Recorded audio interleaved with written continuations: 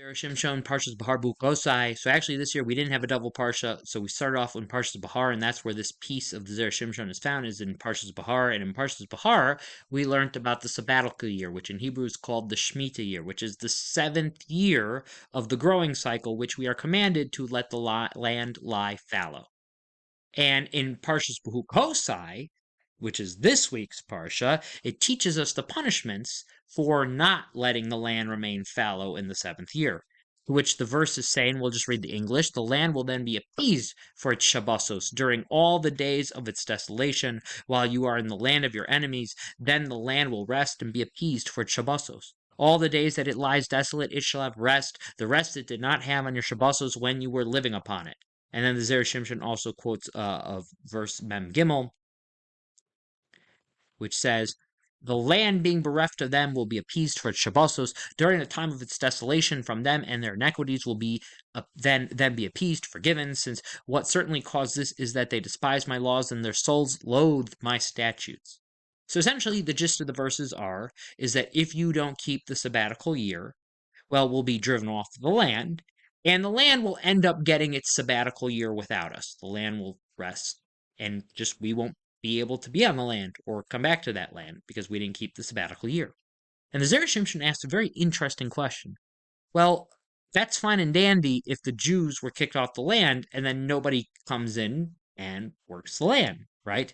However, world history has shown that that is exactly not what happens, right? We get kicked out the land and the Greeks come in, and we get kicked out the land and the Romans come in, and the Arabs come in, and the British come in, and they just ended up working the land. So when the Jews get kicked off the land, it just comes out that somebody else works the land. So the land never gets the rest that the Torah is describing. So it's an interesting question. You hear what he's saying? So to be able to understand this question and get an answer to this question, we need to see seemingly esoteric Gemara in Masechtas Gittin. So it says, Bila Hashem v'lo chamal eis kol nos Yaakov. The Lord has swallowed up without pity all the habitations of Jacob. That's a verse in Eicha, in Lamentations. And the Gemara comments, Ki also Ravin, the Amar Rabbi Yochanan, when Ravin came from Eretz Yisrael to Babylon, he reported in the name of Rabbi Yochanan, Elu Shishim Riboy Ayaro Shahayu Lo Leyanai Amelech Behar Melech. When Ravin came to Eretz Yisrael to Babylonia, he said that Rabbi Yochanan says this is referring to the 600,000 cities that Yanai the king had in the king's mountains. As the Amar Rabbi Yehuda v'Amar Ravasi, Shishim Riboy Ayaros Hayu Lo Liyanai Amelech Bahar Amelech, and Kol Achaz v'Achaz Hayu Ba Kiyotzim Mitzrayim, Chutz Mishalosha Shahayu Behem Klefayim Kiyotzim Mitzrayim. This is referring to the 600,000 cities that King Yanai had in the king's mountain. As Rabbi Yehuda says, that Ravasi says King Yanai had 600,000 cities in the king's mountains, and each of them had a population as great as the number of those who left Egypt, except for the 3 of those cities, to which the population was double of those who left Egypt. We know that we're talking about 600,000 people left Egypt, and so that means that those 3 cities each had a population of 1.2 million. And it's kind of interesting because essentially we're saying here that there was a time in Jewish history where a small area called Har HaMelech had 600,000 cities, and each of those 600,000 cities had 600,000 people, except for 3 of them that had 1.2 million people each. Okay, good luck with the archaeology on that one, right? We're going to skip just a few lines in the Gemara, to which the Gemara then says, V'amar Ula said, Lididi chazi li hahu asra. Ula said, I actually went to that place that you're describing. That place that you said holds 600,000 cities, that each had 600,000 people, couldn't even hold 600 poles. So what are you talking about? And a certain heretic one time said to Rav Chanina, Shakure mishaktitsu. Your saying of your rabbis is a lie. To which Rav Chanina explained to him in response to Amar Le Eretz Tzvi.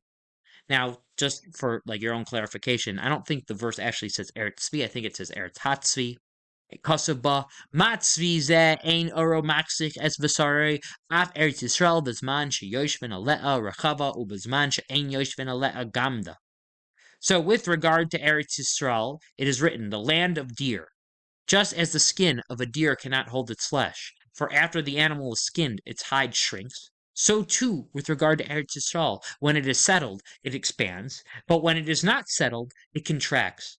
This explains how a place so small today could have been so highly populated prior to the temple's destruction. Now let's just recap the conversation that the Talmud's having. The Talmud says that there was a rabbi who said that in a small area in Jerusalem, there were 600,000 cities. Each one had 600,000 people in it, except for three that had 1.2 million people.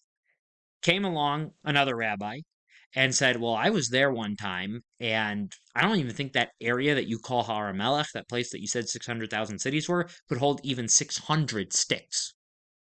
And a heretic went up to Rav Hanina, essentially asked a very similar question, but he referred to them as a liar, right? He called the rabbis liar. Now you might say, well, isn't Ullah's statement itself kind of very similar? But Ullah never refers to the rabbis as a liar, okay?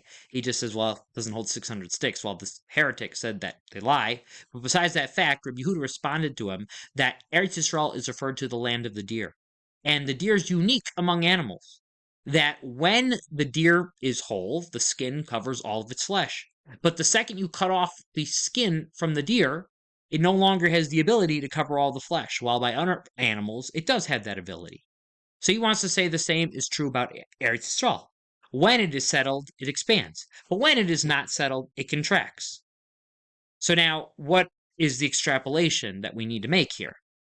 Many people want to learn this piece of the Talmud as esoteric and symbolic, but the Zera Shimshon does not learn it that way.